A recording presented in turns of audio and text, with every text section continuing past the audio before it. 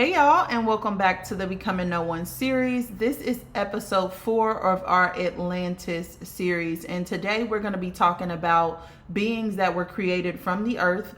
We'll talk about grid lines and ley lines, the crystalline grid, stargates, nodal points. We'll also talk about grid timelines, grid keepers, and why all this information is important for us right now. What is actually being restored, okay? As I spoke about in the previous episodes, this is a live recording from last month when I did this series live. I'm live every Wednesday at 1 p.m. Pacific Standard Time just to talk about anything spiritual. And today we need to understand the grid lines so we can understand what is happening on a consciousness level for Earth herself. I hope you enjoy this episode. Happy healing, friends. Child, I'm frazzled. All right, so today we're going to be continuing our conversation over Atlantis. Hey, D. Yes, girl, I'm over here struggling for real. I done got it fixed slightly, but that's all you're going to get from me today. At this point, hey, Hydra. Hold on, let me go back up and say hi to my people real quick. Hey, Marge.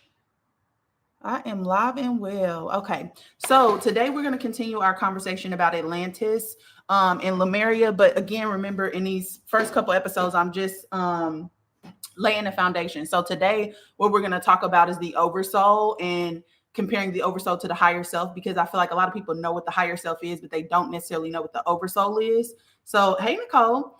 They don't necessarily know what the oversoul is. So I'm going to be talking about that today. I'm also going to be talking about flame lineages, meaning like some of the energy that some of us carry. She would leave my door wide the fuck open. Anyways, some of the lineages that some of us carry, some of the energy that we carry. I'm going to talk about flame covenants because they go in these specific groups. I'm excited too, girl. I'm going to talk about flame holders, identities that tend to struggle in this reality, which I'm half of them, because y'all carry multiple flames. And then we're also going to talk about the signs of you going through a flame awakening. Before next time, we're going to talk about lineages through blood, like the blood lineages here on Earth and what codes they carry, what they're here to do, all of that. Hold on, I look like a light bright. Let me turn this. Maybe. This is what we're going to have to do, because at this point, I don't want to look about yellow as hell. So y'all going to have to bear with me because I don't got my tan on yet. All right. So that's where we're going to start today. Hey, Rhonda. That's what we're going to talk about today. That's where we're going to start today. Again, this is going to be on YouTube because I went ahead and, oh, thank you, Shay. The nails are gorgeous. Hold on. Let me show them up top. Y'all down here. Sheen. I think I paid maybe $5 for these. Thought I was gonna hate them, ended up loving them. Really, really cute, you know, really cute. Anyways, so yeah, so I'm excited about this because I feel like wasn't here last time, but this sounds good. I think I'll stay, period. The first session is on my YouTube if y'all want to catch it there, but this is gonna be on YouTube afterwards. So yeah. That's what we're doing today. If you are in my Patreon, in my soul tribe, I will be answering questions there. I won't answer questions in the chat just because it's going to be a little too overstimulating. I feel like, when I try to keep up with the chat, it just distracts from the message. So after I get done saying what I need to say, I'm going to go to my soul tribe on Patreon. And if y'all have questions, drop them there and I'll be answering those questions. Okay. And then again, this is going to be live on YouTube. So YouTube, if you see me looking up, it's only because TikTok is up there. Okay. I'm sorry. I promise you not the redheaded stepchild. I promise. I'm just used to being on TikTok opposed to YouTube. So just bear with me as I transition through this. Okay. So, and I think I have more people on TikTok right now than I do YouTube, but I promise you I'm going to try to stay a balance between them both. Okay. So last time, just to do a recap, we talked about, what did we talk about last time? We talked about the original flame covenant, which is the vow that we all took of sovereignty. We talked about dream restoration versus dream collapse, meaning like we are at a threshold right now in history where we can either restore what this place used to be, or it will collapse and just fall into hatred and narcissism and all that type of stuff. Hey, Maris. We talked about the remembrance of joy as a sacred force and how joy basically weaves light back into the timeline. Hey, Catalia. We talked about why it's important to be incarnated right now. We talked about the journey of dream to distortion back to remembrance. And then we talked about the return of the flame bearers, right? We talked about the return of the flame bearers. Thank you, Nicole. I love you too, girl. Hey, Divine Wisdom. So we talked about all of that in the last episode. If you want to see that, that's on YouTube. All right. Since on the last episode, we left off with the return of the flame bearers. Now I'm going to talk about the flame lineages. And of course, there are infinite amounts. I'm not going to be able to go through all of them because then we'll be here for fucking ever. But I'm going to go through the main ones that you need to understand right now. Okay. So before I do that, let me talk about the oversoul. This are the flame bearers dragons. No, I mean there are, but some people are carrying dragon lineages.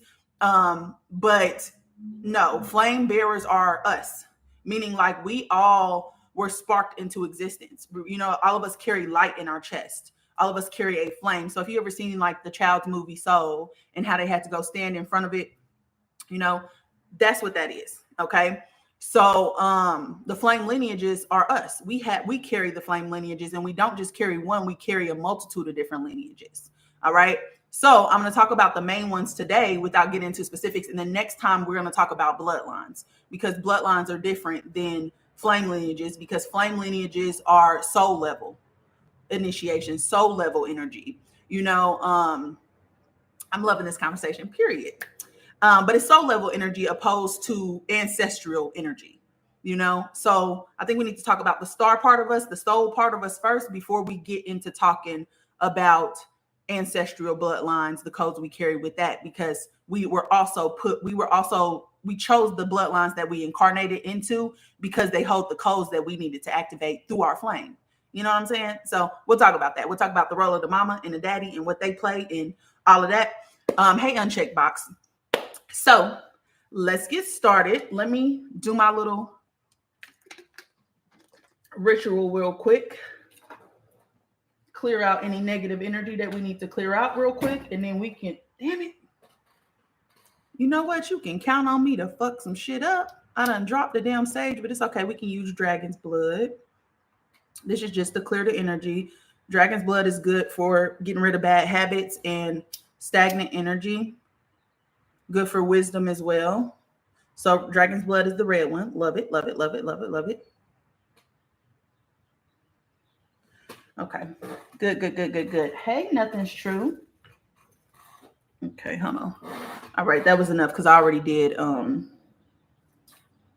some before I hopped on. Said what I need to say before I hopped on. I just wanted to sage because I had a client before this and I was doing a reading. You know, when you're doing readings, people's spirits be coming through. All righty. So let's talk about the oversoul versus the higher self. And when I talk about this, I'm just going to put it as simple as possible. I'm going to keep it simple, stupid. I don't want to throw too much at y'all at one time. So the oversoul versus the higher self. The oversoul is very, very different than the higher self, but these two things are deeply connected. Okay. The oversoul is basically located. The location of the oversoul is in the upper spiritual realms. Okay. It's outside of time and linear incarnation. So I don't know if you've ever studied Ifa or anything like that. You know, you have your Ori, which sits kind of right above you. And then you have the part of your soul, I forgot what it's called, that is in heaven. It's like that same concept. So your oversoul is what resides outside of time in linear incarnation, okay? Meaning like it exists outside of everything that we're experiencing right now, all right? The role of it is to hold the totality of all of your lifetimes, your missions, your flames, your timelines. So it knows everything about you because you were created out of it. So you can think of your oversoul as being like the sun and you being like a ray that's coming off the sun, if that makes sense. That's the way that I understand it. That's the way that I want to teach it because to me that makes sense, you know. So it holds the totality of all your lifetimes, your missions, your flames, your expression. The function of it is designed. It designs your soul's blueprint across dimensions and timelines, meaning like it's like the architect, you know.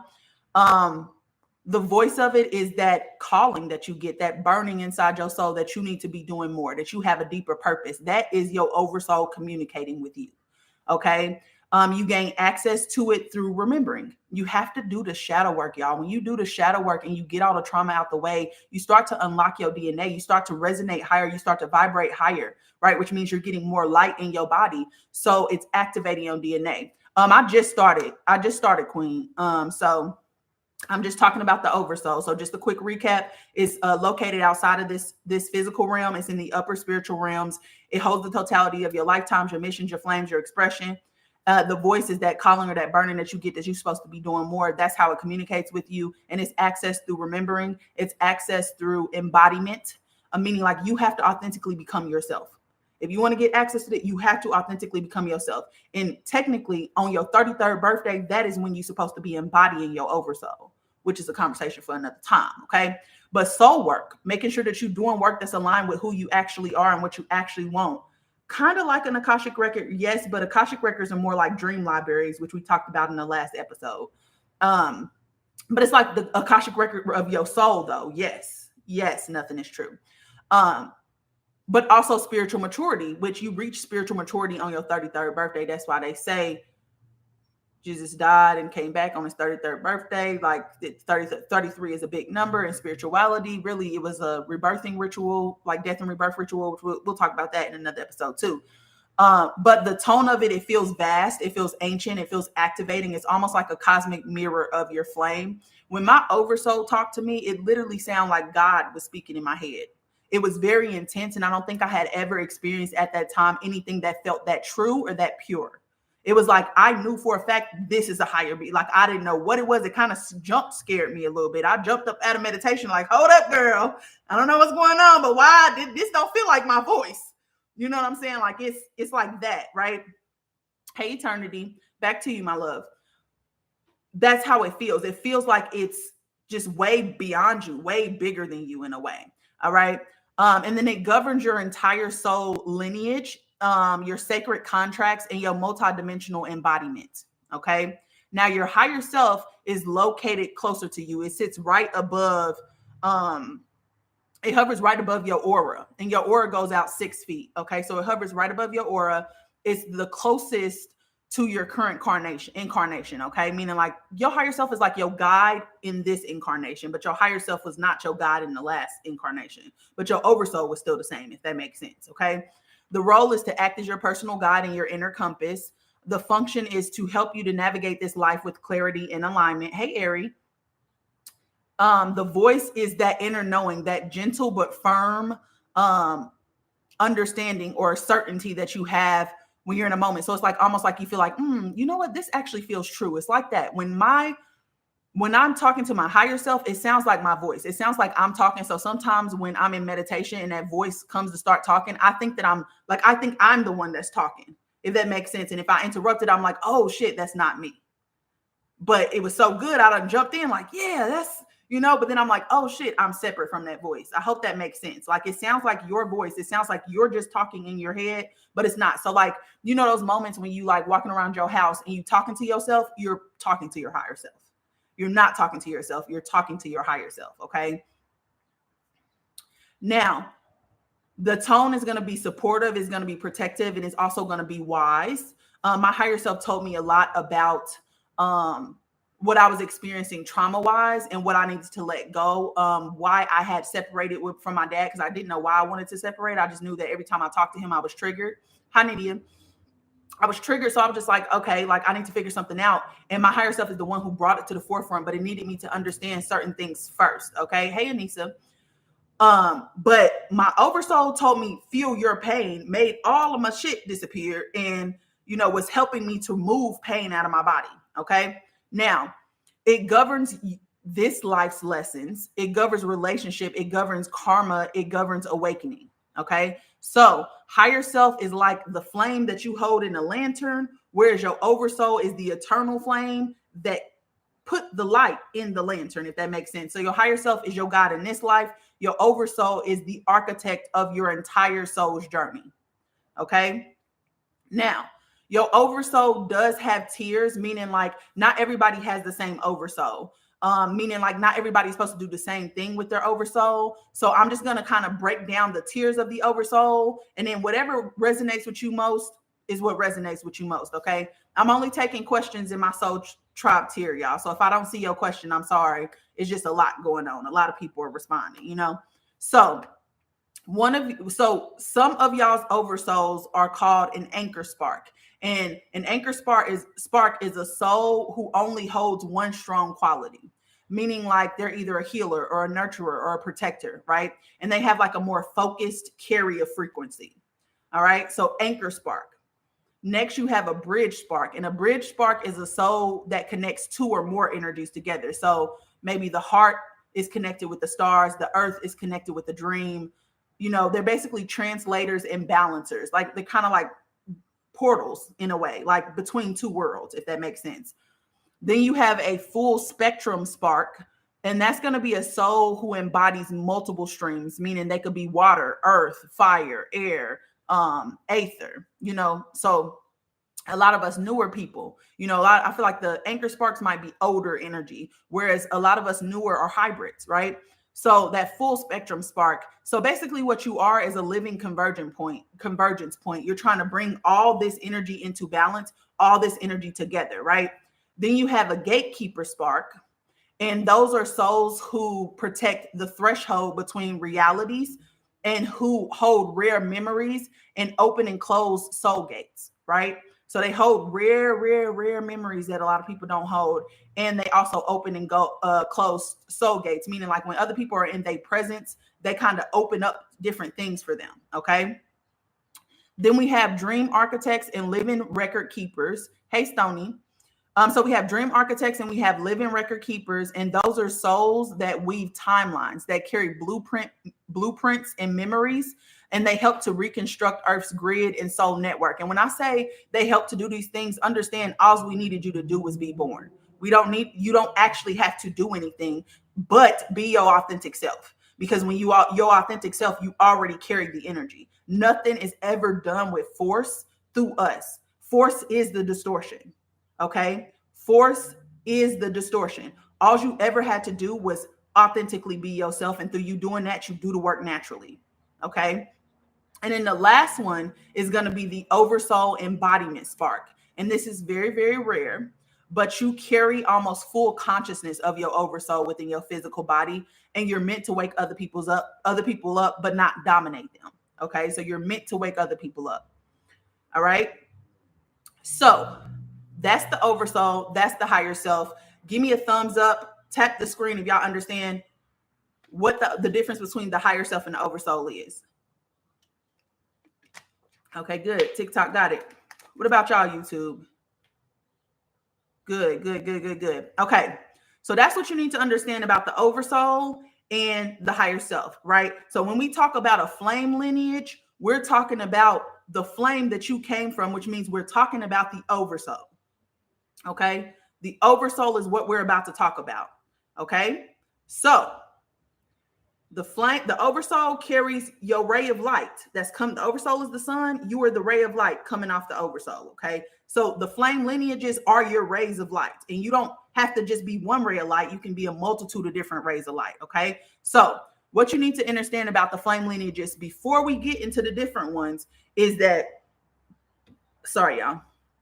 Each lineage holds a frequency stream that moves through beings, it moves through timelines, it moves through civilizations.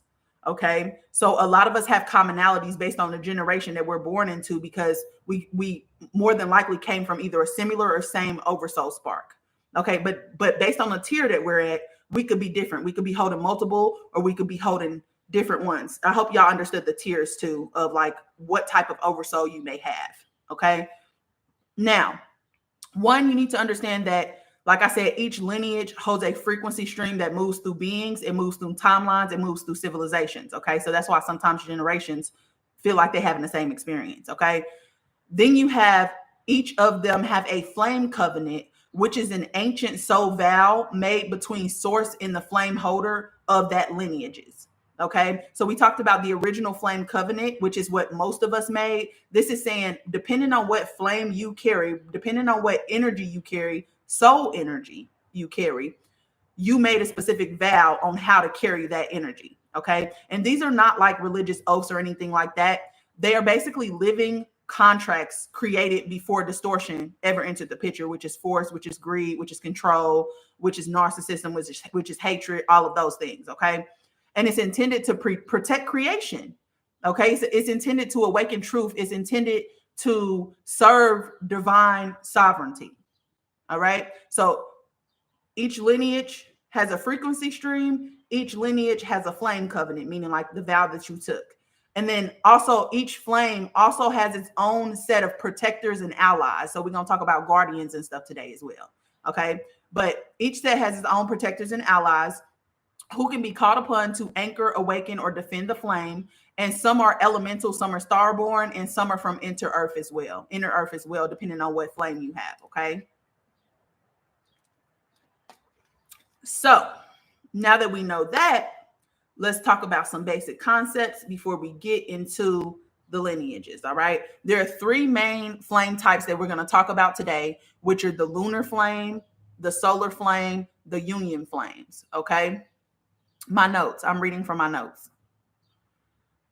The lunar flame, and I'm going to just save the questions. If you in my Patreon, I'm going to answer questions. I just saw your question, but anybody else, don't put questions in the chat because I'm not going to answer them moving forward. Okay. Only if you in my soul tribe tier.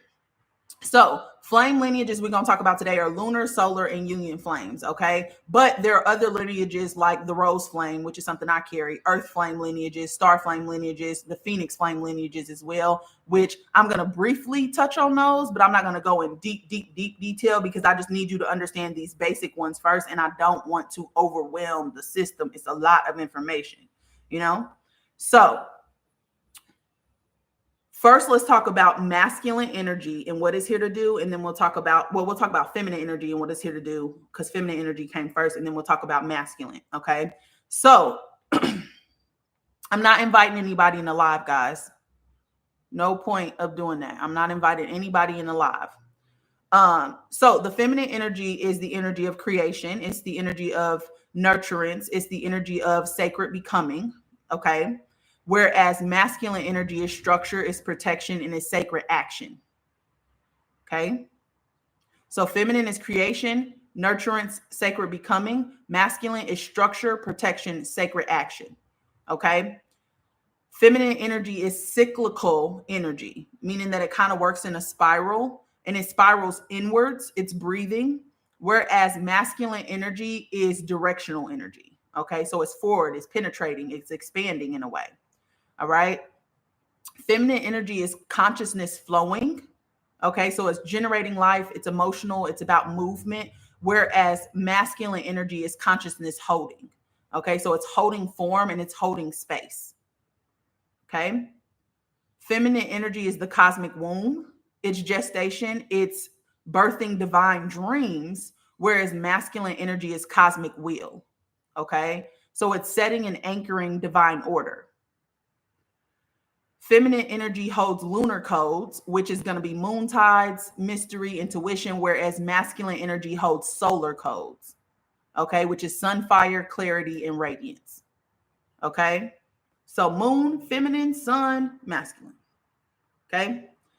So what the feminine is saying is I am love that fills the space and births the world. I birth, nourish, and weave new life into being. Whereas the masculine energy is saying is I will create the space where love can live. Okay. I protect, I align, I bring sacred structure. That is what it's supposed to be used for. But it's been distorted a little bit, which we'll talk about towards the end. Okay. So regardless of if you want to or not, you have both of these energies inside of you. Just depending on what flames you carry is going to determine how much to this side you are versus how much to that side you are, because technically masculine and feminine energy are the same energy. The masculine energy is just a mirror of the feminine energy. Okay, so everything is kind of just on a spectrum and you're somewhere in between this spectrum. Okay, but they're the same energy, just at different sides. Okay, so because the principle of gender is a thing, it does exist. It means everybody has both masculine and feminine components. They're just at different variations. All right. So the lunar existed before polarity became material. Okay. There was only the primordial flame of reflection, of rhythm and receiving, and it creates through invitation, magnetism, resonance, and memory. Whereas the solar flame was born in response to the lunar flame holding space. Okay. It is a mirror. It's a partner. It's a spark within the womb of stillness. Okay. So think of it like, and I've talked about this on my platforms for the last 2 years now, masculine versus feminine energy, right?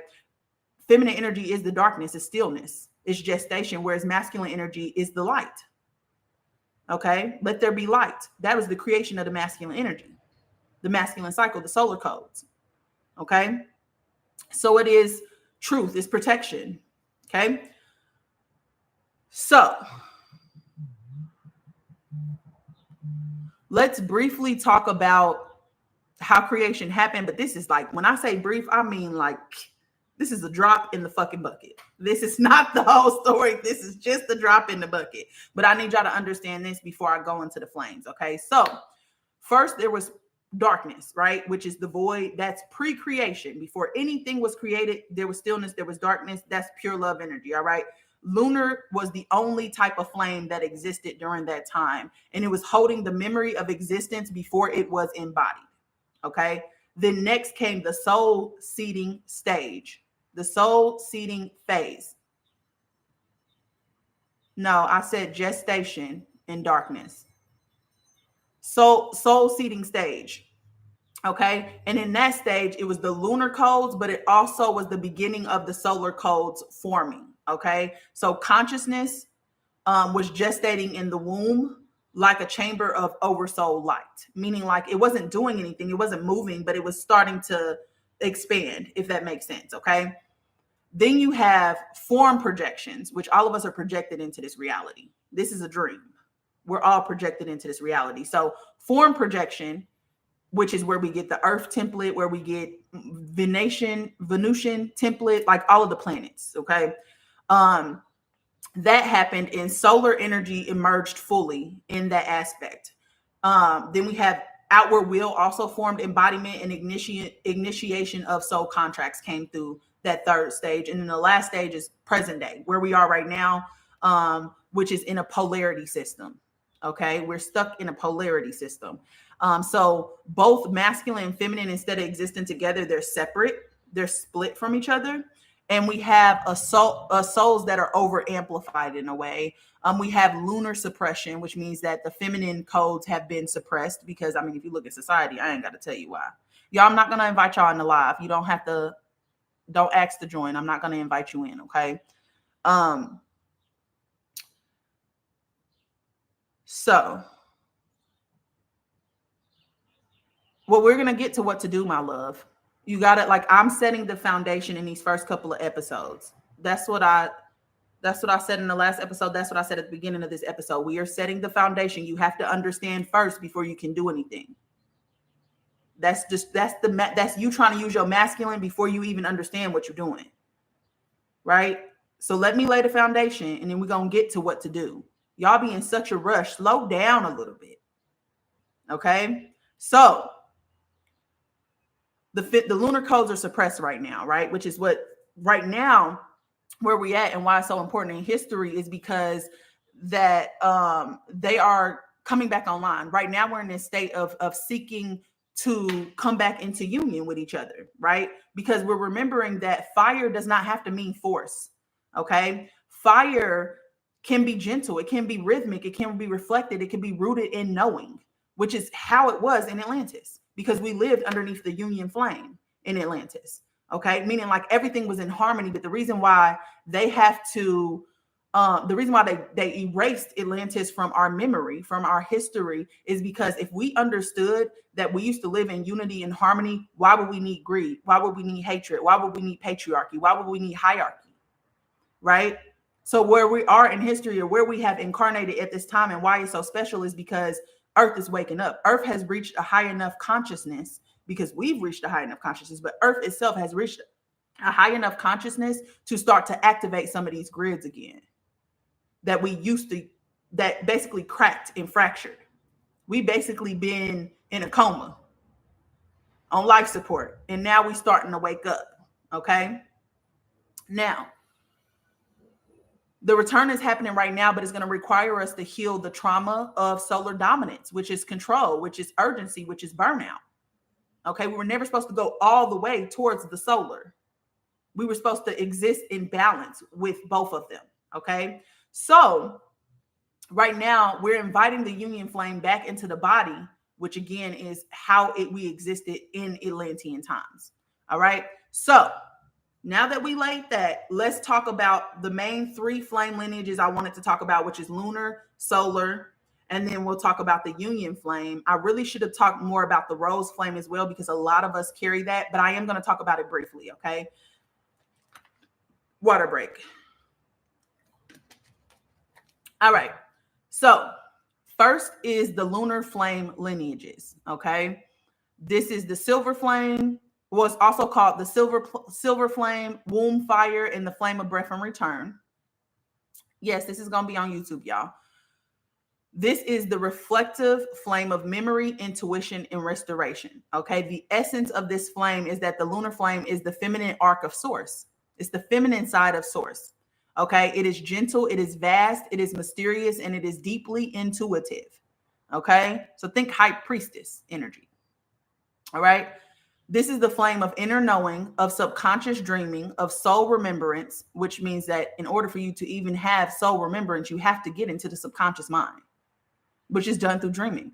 Okay. And also meditation, ancestral weaving, and healing through softness and shadow, meaning like acceptance, accepting yourself, accepting your trauma, healing through it, working through it, and not taking on revenge. Okay. The frequencies that it carry are going to be the pale violet flame, which is dream memory, ancient wisdom, and soul guardianship.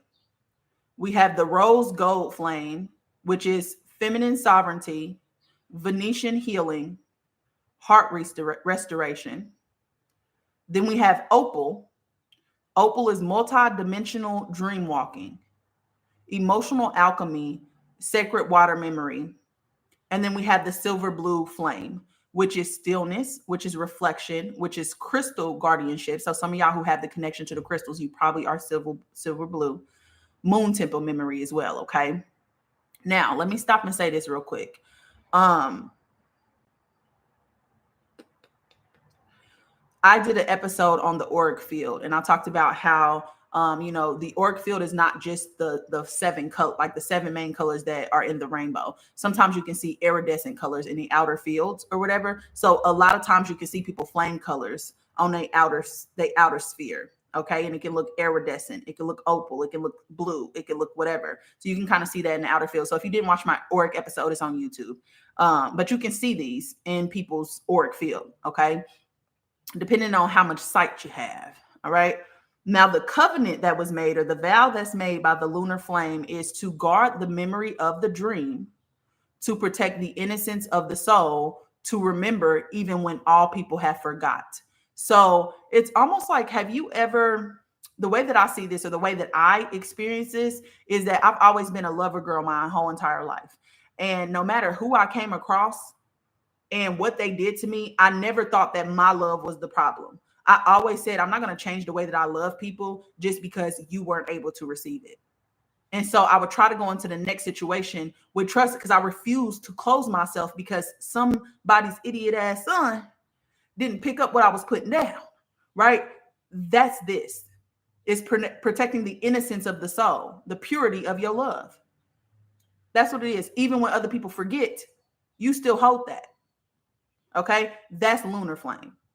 Rose flame falls underneath lunar flame, but we'll talk about that in a second. Okay.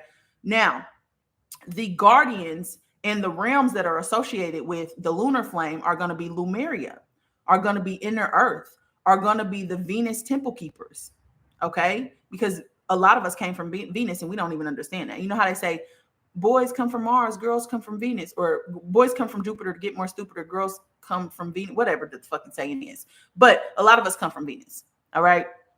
So the Venus temple keepers, and these are the guardians you can call on. I'm going to give y'all specific names in a second because, yeah, I'm like that. All right. But here are some basic guardians you can call on. So the Venus temple keepers, they anchor the rose gold healing codes. Okay.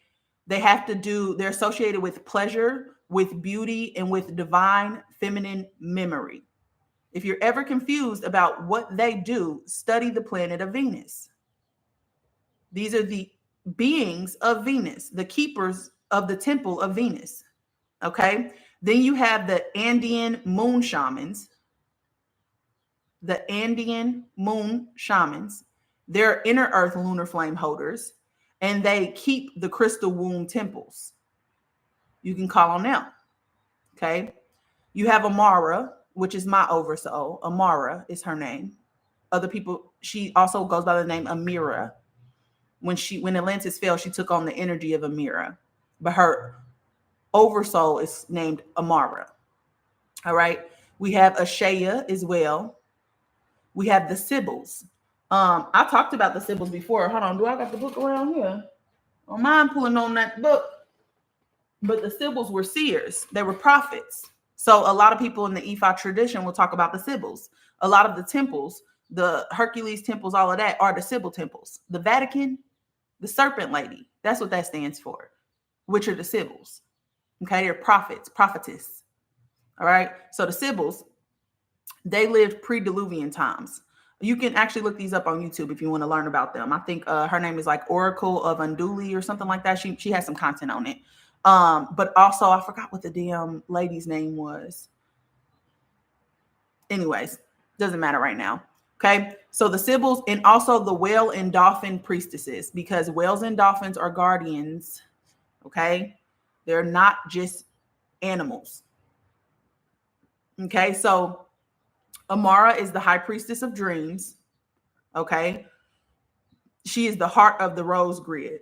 The rose grid is what's coming back online right now. Okay, Ashaya and the moon Sibyls are oracles of remembrance. So if you're struggling to remember, ask them to help you. They're here to keep prophecy and soul truth. Okay, so if you're also struggling to figure out on a soul level what is truth, you can call on Ashaya and the moon Sibyls. Okay, the oceanic star seeds are from Sirius B, and these are going to be the whales and the dolphins. Okay, they are keepers of the dream library, which we talked about dream libraries in our last episode, and they keep the they keep these dream libraries through sound, and they're also the memory singers of dreams. There's another section where I'll talk about them even more, just a little bit more in detail as well. Okay, but then you also have the water dragons, which literally look like a big ass eel with a dragon head, like got the little things and everything in like a little, anyways, spooky. Moon serpents and the dream guardians. Okay, so the water dragons protect the temple of water and the emotional gate as well. Okay, and then the moon serpents or the Nanga beings are wisdom of emotional and earth water lines. They hold the sacred sexual transmutation. Okay, it's a little serpent.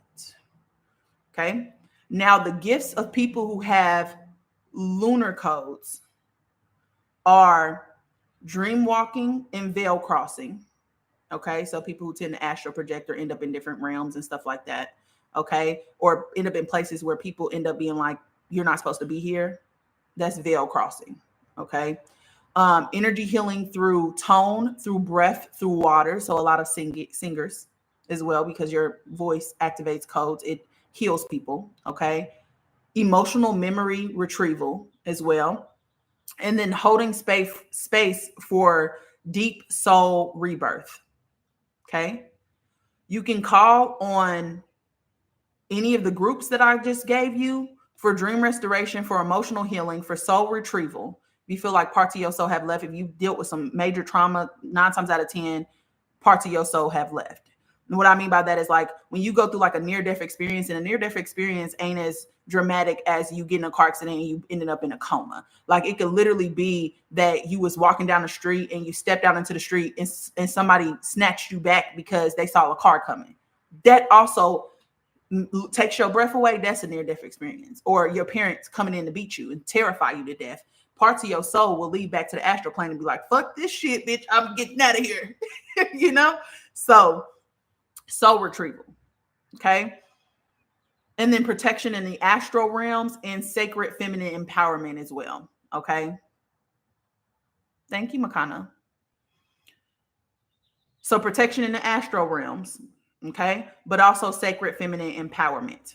All right. So names of some guardians, and these are going to be the guardians of your dreams, and these are going to be the guardians of memory. We have Amara. who is the keeper of the rose flame. She protects sacred dream fields and soul memories of Atlantis and Lemuria. If you're interested, call on her. Okay. Ashea, she's one of the moon symbols, but she's the guardian of prophecy and sacred inner vision. We have Nara. Nara is a dream temple priestess from inner earth, and she works with opal light and breath-based soul retrieval.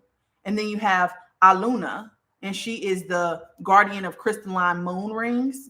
She assists in dream walking and emotional timeline healing. Her name is Oluna. Okay. And then the whales and the dolphins act as a collective, and they're keeper of the dream libraries through sound and record keepers of soul lineages as well. That's why they don't want you talking to the motherfucking dolphins. They're the keepers of soul lineages. They don't want you talking to them motherfucking dolphins. That's why it's a federal law. All right. And they communicate through telepathy, by the way. So if you are a person who knows how to use this skill, you won't ever have to talk to them in language. But they learn your language in a matter of 5 minutes. Yeah. Anyways, so next, I want to talk about some lunar lineages that we know through mythology, but they've just been distorted. Okay. But before I talk about that, I got to talk about some concepts real quick. Okay. So just bear with me. But I need to talk about mythology because some of these energies, depending on how you approach these deities or these old gods or whatever, sometimes you do connect with something real. Because your heart, God know my heart, your heart matters. Your humbleness matters. Okay. So even if it is a distortion, sometimes you bypass that distortion if you operating from the heart. Okay. Not out of desperation, but from the heart. Okay. So let's talk about mythology real quick. And this is the deities, the old gods. And then we're also going to talk about egregores for a second, which are basically like artificial. Y'all have heard me say artificial intelligence, like we'll make artificial entities, right? How you can be driving down the street and somebody cuts you off and you like, fuck you, bitch. I hope all 4 of your tires pop. And then you send the energy their way. That's what an egregore is. It's like a energy that's only created because we believe it. And I'm going to tell y'all what some of the most popular egregores are as well. Okay. But understand this whole live is for entertainment purposes. And I'm cuckoo as fuck. If you know, you know. All right. So first thing we need to get is that some of these egregores, some of these deities or old gods that I'm going to talk about are either distortions. Okay. They're fragmented or they're a filtered version of the energy of these lunar entities that I just talked about. Okay. Which means that some of them have either been demonized, Lilith. Some of them have been demonized. Some of them have been worshipped without fully understanding what they are. And others have been misnamed or hidden in patriarchal retellings of the story. But the energetic origin may trace directly back to the lunar flame lineages or any of its guardians. Okay. So if you have been drawn to any of these deities, you may just be sensing a frequency that is familiar to you or a fractal of your own soul family's frequency. Okay. So a lot of people, I just did a reading for somebody who had a daughter named Isis earlier. Yeah. So you also have to get that when you call on these energies, you are still touching something very real. Divine energy comes through alignment. So if you are representing love or they are representing love and you're coming humbly to align with that energy, you will definitely touch love. You know what I'm saying? It's about heart. It's about alignment. And it's also about you being clear in your intentions as well. Okay. So the name doesn't really matter. The correct frequency will respond to you based off of your intentions, based off of your resonance. Okay. Source knows your heart, and the true flame hears its kin. Meaning that if you are resonating with Isis and you go to Isis and it's not out of desperation, it's just out of wanting to get clarity, right? And you're very clear about what the trajectory is. The energy that lies behind the name is going to respond to you because flame is going to notice its kin. And the moment that you want to know, it wants you to know. What you want wants you. Okay. I'm nutty as well, period. Okay. So now, if you don't feel comfortable with this information, it is okay, like I said, for you to still go back to what you know. You don't have to do anything different like Hecate and stuff like that. You don't have to do anything different because remember what I just said. Your intention matters. Your heart matters. As long as that's there, don't think that you have to do something different. Okay. I'm just giving you the information. Okay.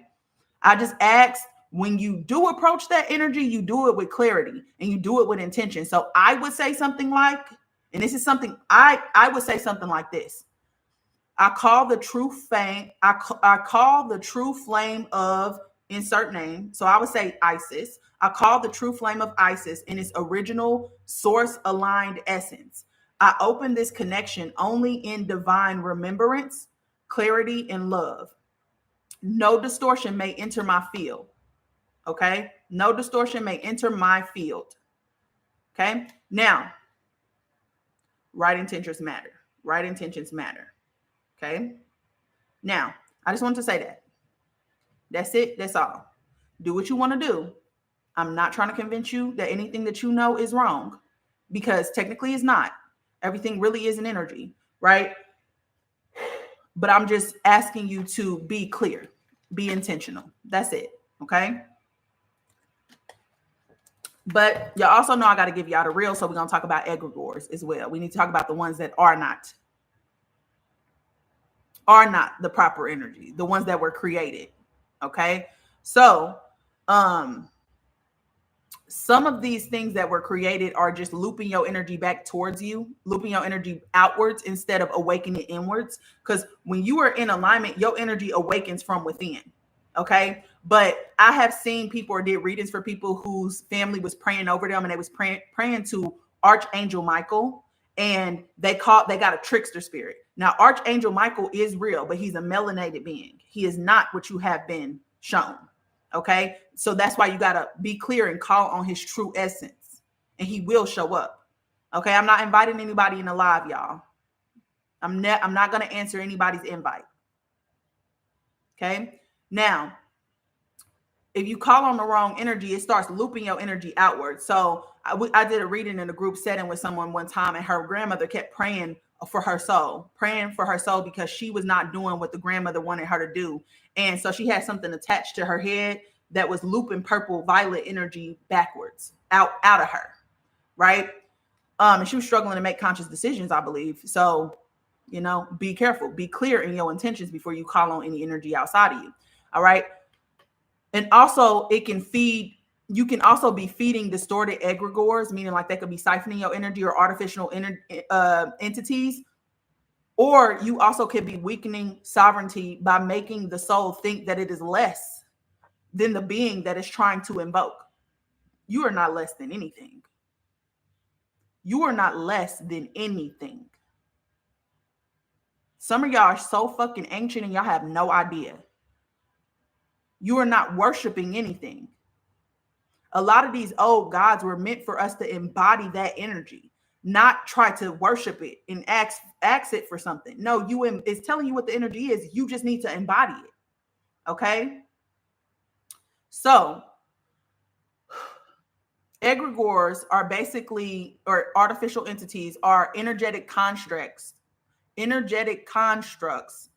formed from human belief, emotion, and repetition. Okay. Some are harmless and others are helpful. Then there are the ones that are distorted beings feeding off of the very worship meant for light. Okay. I hope y'all know where I'm going now. Hold on. Let me light some sage, because y'all get real mad at me sometimes. Hold on. One second. Let me light some sage, because I would hate for y'all to get mad at me and start sending me negative energy. Not today, Satan. Okay.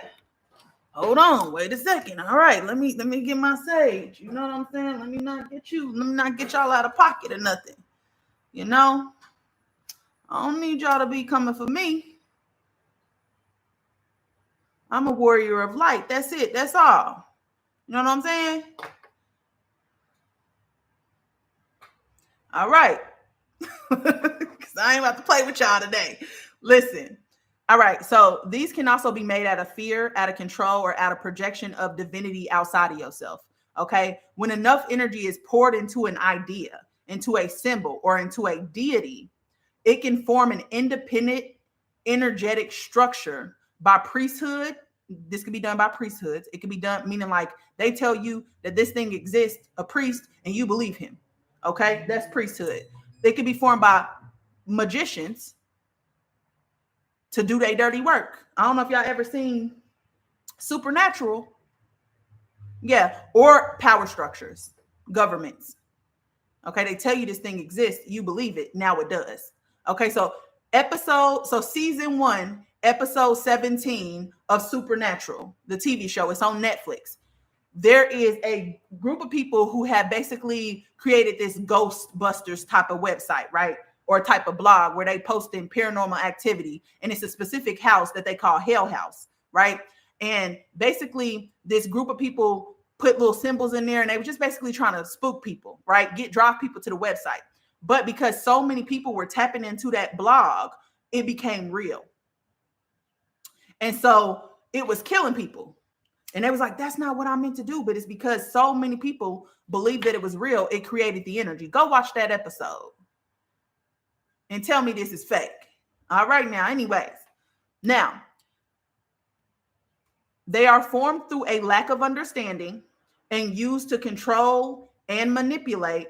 And they operate in hollow mimicry of the true essence, meaning they only can mimic. Remember, a distortion can only mimic. It can only mimic. So if you think about Sinners, he was outside, his music was good, but it was missing that thing. It was missing that je ne sais quoi. He can only mimic. He don't have access to the soul, to the flame. That's why he wanted Preacher Boy, because he needed access to the soul and the flame, to the joy, because joy can't be remembered anyways, to the joy, the sacred force that exists inside your chest. Okay? They can only mimic. All right, y'all ain't hearing me.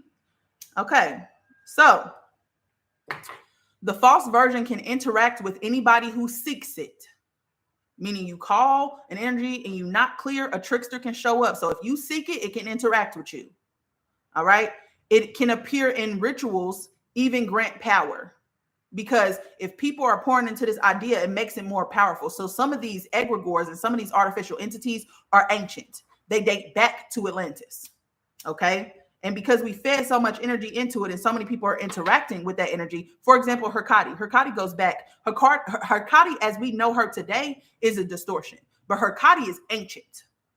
That's why she does it. She's protector of children, right? The deity of witchcraft, right? She is way more than that. You have no fucking idea. Okay? But she's ancient. Ancient. Lilith, same thing. Lilith is not a fucking demon. Okay? But they had to demonize her. Why? Because she represents that untamable feminine energy. They can't have you tapping into that. What the hell? They wouldn't be able to do what they do. You know? That Scarlet Witch energy is Lilith energy. That untamable energy. Yes, Hurkati. She is not what y'all think she is. She is, meaning like not a bad way. She is ancient energy though that you tapping into. She's been distorted in this reality, but she is powerful. Okay. So let me, I'm jumping ahead a little bit. Let me get back to the ones that you need to look out for. Okay. So remember I said that the false versions can interact with the seekers. They appear in rituals and they can even grant power, but it does so at a cost, which is feeding on your emotional energy. Your emotional energy is your sacred energy. It is creativity. So your sacred energy is sexual energy, emotional energy, and creativity. They're just expressing the same energy being expressed in different ways. So when you call on one of these energies and you are not clear and the wrong one shows up, it starts to feed on your emotional energy. And that's why all of a sudden you triggered and you're having all these thoughts that are bringing up all these old emotions. Right? All right. And redirecting sovereignty outwards, meaning like you are no longer a sovereign being. Okay? Or you're no longer standing in your sovereignty. Okay? So let's talk about some notable ones before we move forward with the ones that are associated with the lunar flame. Okay? Listen, don't come over here playing. All right? So the first one is God is a punisher. God is not a punisher. God is not male either. That is distortion, okay? So this is a false egregore of source created through a millennia of fear, of shame, and of patriarchal control. It is he is portrayed as distant, as angry, and as male only, as judgmental, and he's used to control behavior, to control sexuality, and to control thought. The only thing you ever had to be was yourself in this reality, whatever it is. The only thing you ever had to be is yourself in this reality, whatever it is. Okay. Now, the true essence that it's veiling, the true essence that it's supposed to represent is source as an unnameable, genderless being of unconditional love. Not even being, energy of unconditional love. Okay. So next we have Satan, Lucifer as the villain. Really, Lucifer is Lux. Lux is the first light being, the first light guardian, but that's a whole nother, we ain't going there because y'all ain't about to listen. So Satan and Lucifer as the villain is distorted through religion as the ultimate evil, originally a being of light and testing, not of torment. So the egregore that formed is a soul trap. The egregore that was formed is a soul trap. It's drawing fear and obsession. But the true essence that it veils is Lucifer as a light bearer. Okay? Now he's split and misunderstood. But Lucifer was one of the first solar energies, one of the first lights. But he predates Jesus. And because he predates Jesus, they had to demonize him. Okay? I'm talking about as a villain, as a villain, as a villain. Okay? Now, next is Christ as a passive savior. Okay? Egregores, which basically the egregore version of Christ as a passive savior is external salvation, right? He will save you without any inner responsibility. That's the distortion. Because you think somebody is coming to save you and you don't take responsibility for your choices, for your actions. Okay. You think somebody else is going to fix it outside of you. And it makes people wait for rescue instead of activating their own flame. Okay. So the true essence that it veils is Christ consciousness as sovereignty, as a loving embodiment of divinity in all. Because what Jesus was saying, or Christ was saying, was be like me, be a balance of both. You don't have to be perfect. You also don't have to be all the way on this side either, right? So it keeps people from doing anything. It keeps people from rescuing themselves. All right. So next we have Lilith as a demoness. It's a distorted egregore fed by patriarchal fear of feminine power and independence. It appears seductive, chaotic, and punishing. But the true essence that's being veiled is Lilith as a sacred, feminine, sovereign force. She was primal innocence and untamed knowing. That is what she represents. Okay. Next, we have Mother Mary as a submissive virgin. Okay. As a submissive virgin, Mary. Okay. She was created to model shame, obedience, and emotional repression. Her true flame is overshadowed by dogma of purity. The true essence that it veils is Mary as a flame bearer. And we're going to talk about Mary Magdalene, and we're going to talk about Yahshua next time. Okay. Make me remember. If I don't remember, make me remember. Okay. But she is a multi-dimensional teacher, and she is a divine union anchor. Okay. Multi-dimensional teacher, and she is a divine union anchorer, meaning that Yahshua was created as her reflection. Okay. Angels as being fluffy guardians. Angels are not all of them are like, nice.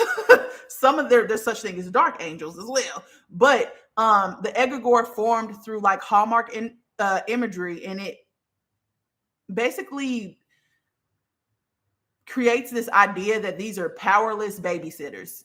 Okay. And it lacks depth, command, and sovereignty. The true essence is that angels are interdimensional sovereign beings of radiant service and fire. Okay. And then the last one is demons as being pure evil. Many demons were gods or spirits from suppressed cultures, demonized by colonization.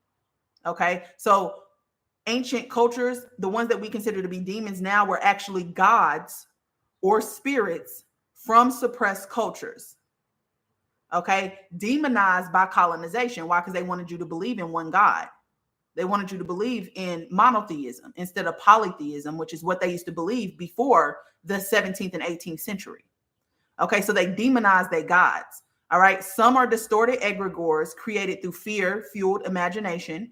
True essence that it veils is the integration of your shadow side and your soul fragments, which are longing to return to source. Yes. So like the Aztec gods. Yep. Okay. Now you can tell the difference because you can tell the difference between whether or not you're calling on an egregore or you're calling on a energy in its true essence, because true flame feels expansive. It feels sovereign, right? It is going to invite you to personal power.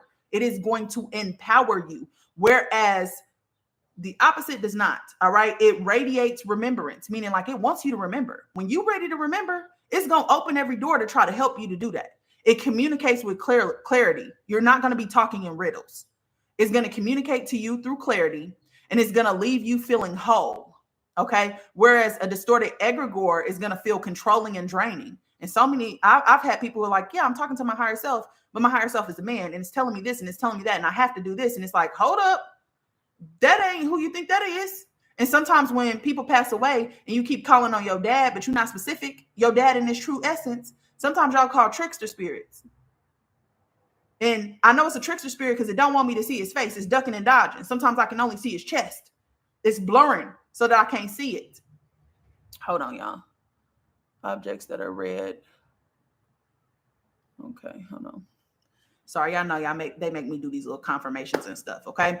So if it's demanding worship or it's demanding submission, if it's reinforcing separation and fear, meaning that it's telling you something that's bringing you fear, if it's creating confusion and ego, and it's leaving you feeling dependent or depleted, you are absolutely talking to the wrong energy.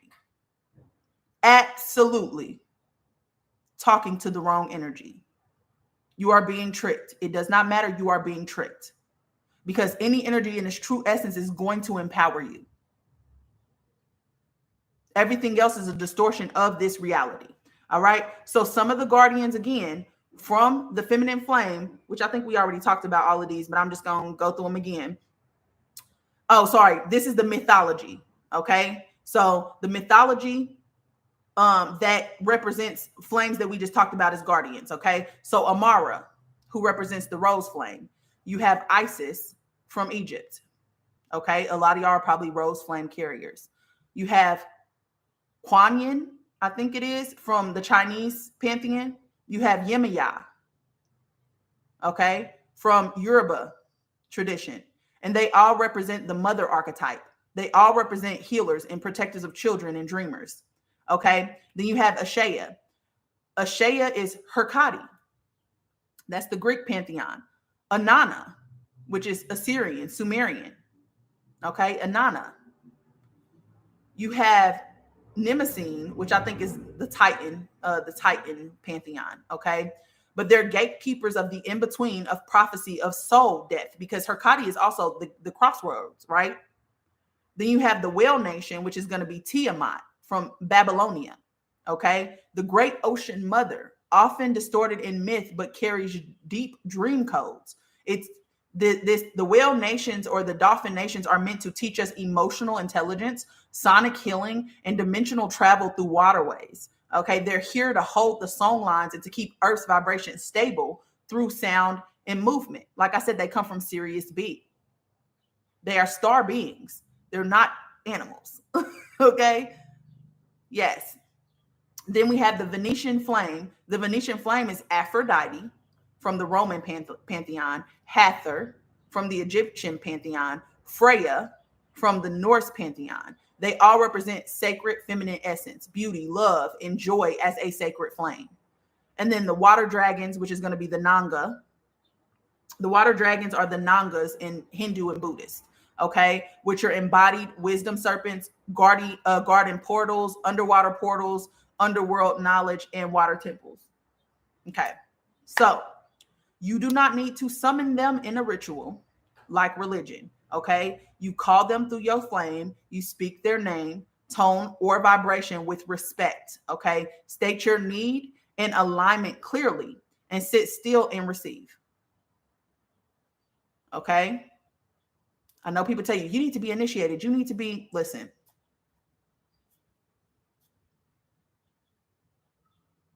Distortion. Control. Distortion. Okay? Now, we have the solar flames. Now we did the lunar flames. Let's talk about the solar flame. Okay? But first, let me close this damn door because my cat is, you ain't about to have, and I ain't, hold on. I ain't in a proper tire where y'all need to see me like this. Hold on one second. Who can come in the house?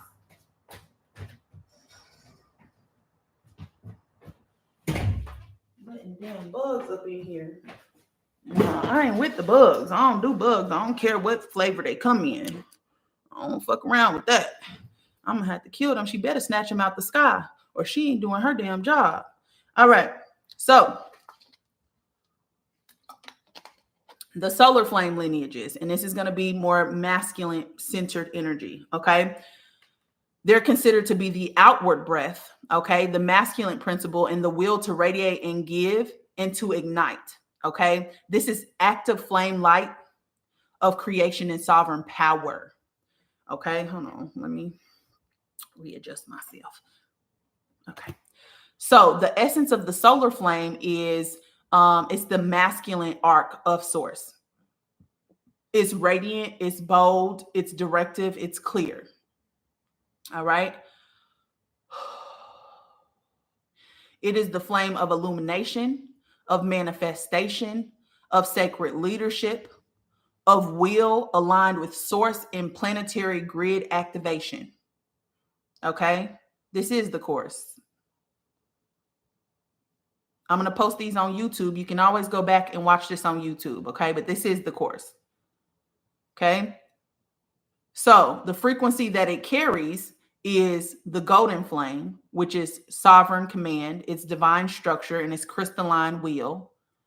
The ruby red flame, which is protective force, sacred rage, blood memory.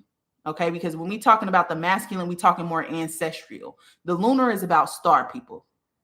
Star lineages, divine feminine lineages, things that came before this physical reality. Whereas the masculine side is more about the physical, the ancestral to that planet, if that makes sense. Okay. Amber orange, which is the creative fire, innovation, renewal through action. And then white gold, which is going to be purity of intention, solar codes, and leadership of truth. Masculine energy has a lot to do with truth, whereas feminine energy has a lot to do with memory and intuition. Okay. Now, the covenant that the masculine flame makes, or the solar flame, let me call it a solar flame. The solar flame makes is to carry the flame of truth, to protect what is sacred, and to create an alignment with divine will. So these are usually the people who are doing the work to dismantle the simulation, doing the work to dismantle patriarchy, doing the work to, doing the work with ancestors. Okay. Doesn't mean that you one or the other. Remember, I said both exist inside of you. But sometimes if you are super, super lunar, it could be hard for you to feel a connection with your ancestors. And that's not a bad thing. You're just tapping more into your star ancestors than your bloodline ancestors. Okay. Because right now we're talking about soul lineage. Right. But next episode, we'll talk about blood lineage. Okay. It doesn't mean that you're doing anything wrong. Okay. and it's not a bad thing. Now, the guardians of the solar flame and the realms of the solar flame are going to have to do with Atlantis, ancient Kemet, okay, so Egypt, and the Shambhala, which is inner earth, okay. The Atlantean light architects, which are also called the golden architects, are grid workers and soul technology anchors. They're sacred builders of the crystalline structure and the grid templates, which is something we're going to talk about next episode as well. Okay. So you can call on them if you're doing that type of work, gridline work. And then you also have Thoth, whatever you want to call him, when he is in balanced form. Yes, that's the correct spelling, my love. But you have Thoth when he is in, I like saying Thoth. You say Thoth, whatever, potato, tomato. Okay. So when he's in his balanced form, also the Ra spirits.